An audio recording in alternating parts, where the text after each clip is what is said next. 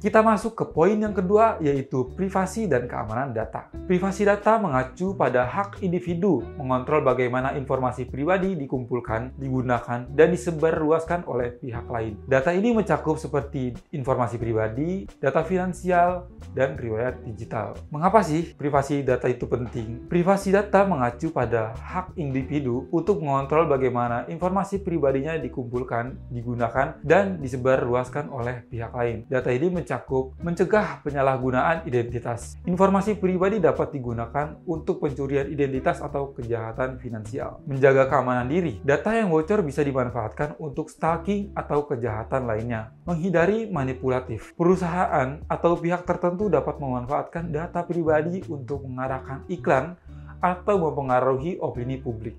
Nah, ada beberapa cara untuk kita melindungi privasi data. Yang pertama, menjaga kerahasiaan informasi pribadi. Jangan membagikan data sensitif seperti nomor KTP, paspor, detail rekening secara sembarangan. Periksa pengaturan privasi di media sosial untuk membatasi siapa saja yang bisa melihat informasi pribadi Anda. Hati-hati dengan aplikasi dan situs web. Hanya gunakan aplikasi dan layanan yang terpercaya. Periksa izin yang diminta oleh aplikasi sebelum menginstalnya. Apakah wajar atau berlebihan. Hindari mengakses situs web yang tidak ada kunci gembok atau yang disebut dengan HTTPS. Menggunakan VPN atau Virtual Private Network. VPN mengenkripsi data yang dikirim dan diterima sehingga lebih aman dari peretasan. Ini berguna saat menggunakan Wi-Fi publik agar data tidak mudah disadap.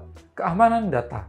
Cara melindungi akun dan informasi online. Cara yang pertama adalah menggunakan kata sandi yang kuat. Teman-teman bisa menggabungkan antara kata yang lowercase dan uppercase, dan teman-teman juga bisa mengkombinasikan antara angka dan juga karakter seperti crash, seperti itu. Dan untuk sekarang juga ada fitur yang namanya autentikasi 2 faktor atau 2FA.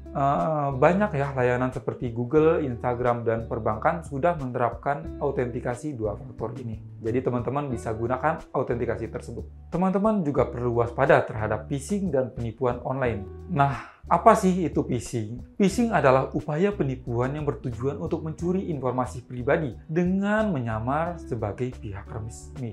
Cara mengenali phishing, email atau pesan pencurigakan yang meminta informasi pribadi, pautan yang terlihat sah tetapi mengarah pada situs palsu. Berikut adalah bagaimana cara kita mengenali phishing. Yang pertama, email atau pesan mencurigakan yang meminta informasi pribadi. Yang kedua, tautan yang terlihat sah tapi mengarah ke situs yang palsu. Yang ketiga, tekanan untuk segera memberikan data atau melakukan tindakan tertentu. Cara menghindarinya, jangan klik tautan mencurigakan dari email atau pesan yang tidak dikenal. Periksa URL situs web sebelum memasukkan informasi login. Aktifkan fitur peringatan keamanan di browser. Melindungi perangkat dari serangan cyber. Gunakan perangkat lunak antivirus yang diperbarui secara berkala. Hindari mengunduh file dari sumber yang tidak terpercaya. Matikan Bluetooth dan Wi-Fi jika tidak digunakan untuk mencegah akses ilegal perangkat. Resiko jika privasi dan keamanan tidak dijaga. Jika seseorang tidak menjaga privasi dan keamanan datanya, ia dapat mengalami berbagai resiko seperti yang pertama, pencurian identitas. Data pribadi digunakan untuk penipuan seperti